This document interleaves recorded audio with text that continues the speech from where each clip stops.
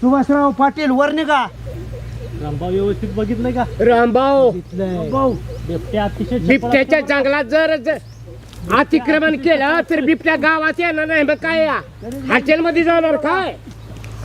रामभाऊ माग या का चावत नाही रे बिबट्या? बिबट्या कुठे चावतोय? काही घडू शकतं.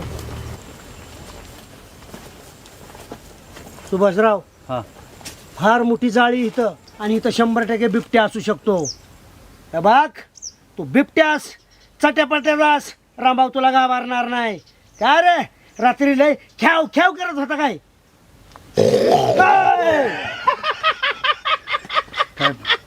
पाटील कळतं का तुम्हाला? तुम्हाला वाटलं काय मी घाबरलो? मी नाटक केलं.